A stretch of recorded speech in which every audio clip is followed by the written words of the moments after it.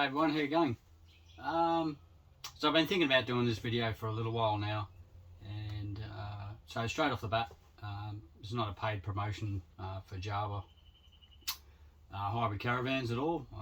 Not affiliated with Jawa, just an owner. So the van we're sitting in is a early 2021 Jawa Sirocco. So it's coming up to its third birthday now. So I just thought I'd sort of do a review. You see a lot of reviews on YouTube, all over the places. There's thousands of them. Sometimes I think there's a bit of confusion between a review and the normal sort of walkarounds. And most of the stuff you can look it up on the Jawa website. You can get all the stats on this van. So as I said, it's an early 2021 van coming up to its third birthday now. So I thought that's fair enough, and enough of a workout for the van to get a real feel on how it's performed so far. Okay, and not just to look at some van that's less than 12 months old and it's perfect, like most vans are when they're that young. So it's a van that's done a little bit of work, seen a bit of dirt, seen a bit of beach.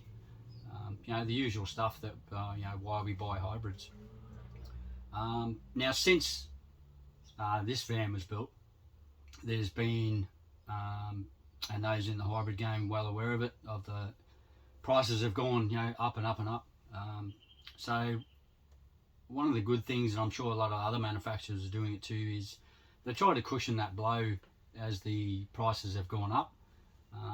Then if they're anything like Jawa, then what they've done is try and soften that blow by adding more standard inclusions. And you can get all the standard inclusions, it's all on there on the website, okay, of any van manufacturers. So since our van was manufactured, if I was to go down to Brisbane and pick up a new Jawa Sirocco now, it wouldn't look too dissimilar, but in the since this van was built, so added to the standard inclusions that we had when we picked up the van brand new, is standard inclusion now. You get a Dometic dust reduction system on the roof. The other one is you get glass panels now. So there's glass panels on the roof. We got our van, it had flexible panels. Those flexible panels are still there. Actually surprised me they're still alive, but they're still cracking on and pumping in solar right now as we speak. So that's a change. So glass panels, dust reduction system, and also standard inclusion is a 4 metre sail track on the off side of the van, so you can hang a shady sail off the side. That was an extra for us. We added that on. Also, a couple of other things that came standard, but we deleted from our build because we didn't really think we would personally have a use for it, which was a shower tent on the outside over the shower. We still have the shower. That's standard, hot and cold water. We mainly just we might wash a dog, or wash the sand off your feet, mud, etc., before you come into the van. With an inside shower, I don't know, just didn't seem that important to us to have privacy for that shower when you've got one inside. The other thing we deleted is in the Sirocco, there's a small cupboard which is directly below you, and it came standard with a 50 litre Dometic upright fridge. We deleted that because we have a 80 litre Dometic upright fridge in the canopy of the ute, so we deleted that. And to their credit, Jawa, when you delete items like that out of the build, they recredit you that money, or they take the money off the total. So we redirected that sort of little credit, and also upgraded to a lithium setup in the van. The van comes standard with all EnerDrive electronics, so it's all lithium ready to go. So all you're paying for basically is the lithium battery. So we have a 200 amp hour EnerDrive lithium battery up the back there.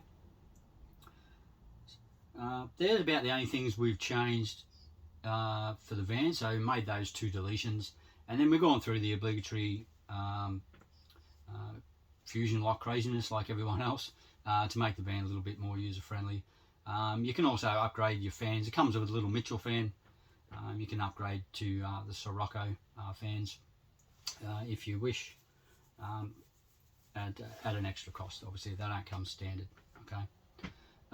Or some people choose to buy the Sirocco's fans later on, and then if they don't have the skills, then they can just get a little auto elect to punch them in. It is a fairly easy job to do yourself, to be honest with you.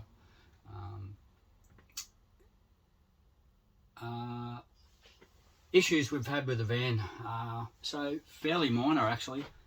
So I've had some small water ingress leaks in the fridge hatch and in the generator slide, so left and right of the van, and that turned out to be simply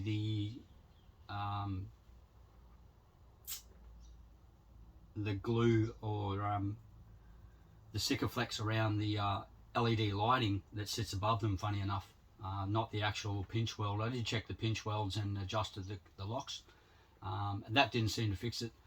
So got on Jawa, they recommended to check out the lights and just redo the silicone around those lights, and that fixed the problem. It wasn't a lot of water, but it was enough, you know, to get into the box. And luckily enough, the van doesn't have any timber in it, so it's all aluminium and composite. So that's a win there as well. So that was a pretty easy fix, and Jawa did offer, obviously, to book us in the town that we live in.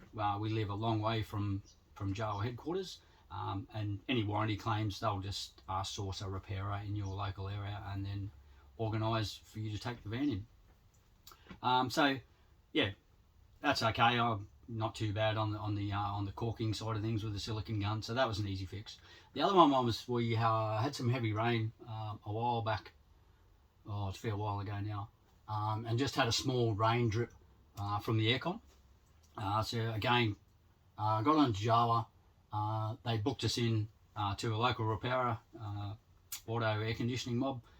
Took that in there, and basically all it was the four bolts that hold the top of the aircon and the bottom against the roof of the camper.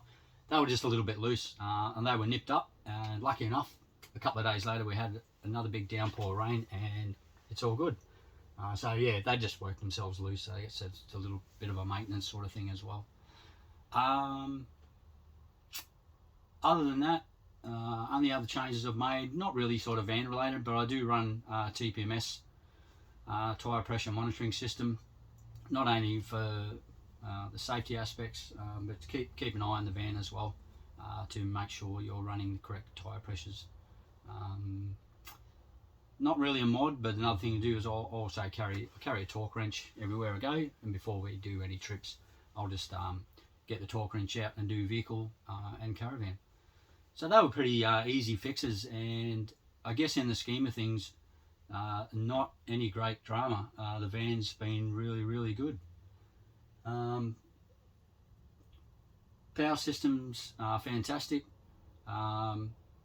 Great, easy layout to read, and I've done a walk around of the van on my YouTube channel, so we've done that earlier. So not going to waste too much time walking around. But I just thought after 3 years, I thought that's probably fair enough to to do a review on the van and issue any issues that we've had. What we added to the van, I guess. So yeah, we have done the other little mod we've done is, like most people, we put a mattress protector on here, and we've just gone with one of those sort of memory foam toppers to make it more comfortable. I like the standard mattresses, the inner springs that came in it, but my wife, it wasn't soft enough for her. So beds are an individual thing, really. I won't show the bed right now because I haven't turned it up. The other thing we did is where I'm sitting now is was a little double dinette, and funny enough, when we went and first looked at vans, we sort of scoffed at the two-seater lounge settings, going, we'd rather have something to sit at and eat in. But we just find ourselves sitting outside all the time, and yeah, funny enough, we transferred the two-seater dinette into a two-seater lounge. I'll just turn you around. I guess a bit hard to see. Okay, so they're just all the 6 cushions are all from IKEA. Right, and all I've done is set the dinette up as you would for a small child's bed, and yeah, but it's made it quite comfy too as a bit of a day bed. But you know, you find yourself sort of sitting outside, or even if you're inside, then you tend to sort of put the pillows up against the front of the van and, you know, prop yourself up in bed because it's, you know, it's comfortable. So yeah, funny enough how we did have a bit of a Google about when we looked at other vans and they had a two-seater couch. Some of them though can be quite hard, and yeah, the cushions just make it a little bit more comfortable and a bit easier to sort of put your back up to sort of one end and stretch your legs out. Lucky enough, I'm fairly short. Other than that, the van comes with, you know, most of the hybrid campers come with, you know, it comes with a little 24-inch television. You can up-spec that now. I believe a lot of the vans now are coming standard with a smart television, and people are Chromecasting and, you know, all that sort of thing, because it can be difficult when you're remote to get television reception. Other than that, we have had no other issues with the van. It's been a really reliable van. It's always been straight towing with a standard level suspension from the factory, straight out of the box. I've never had any sway in this van, apart from the goat track they call the Bruce Highway up here.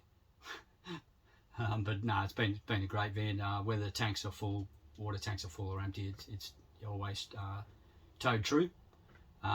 The only other upgrades have been on the car, so I knew a hybrid van was coming for us. You know, we'd planned it for quite some time, well over 12 months. So I had a Petters GVM upgrade on the car, and that really stiffened the car up. Yeah, it can get a little bit harsh without the van on, but I think it's well worth it to ensure that the van and car tracks true, and it rides, yeah, really well.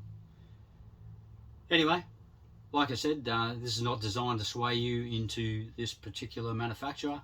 I just thought at 3 years, I think that's a fair enough amount of time for the van to sort of show up, you know, any defects or, you know, underlying issues. So yeah, the van's been really great. Anyway, I hope that helps everyone. And yeah, there's a lot of reviews out there, but they're not really reviews. They tend to be more about a walk around of a less 12-month-old van. Yeah, unless people, you know, follow up later on after they do their walk around, and you know, it's not really an accurate or true description of the van's performance. Anyway, I hope that helps someone out there, and we'll see you again next time.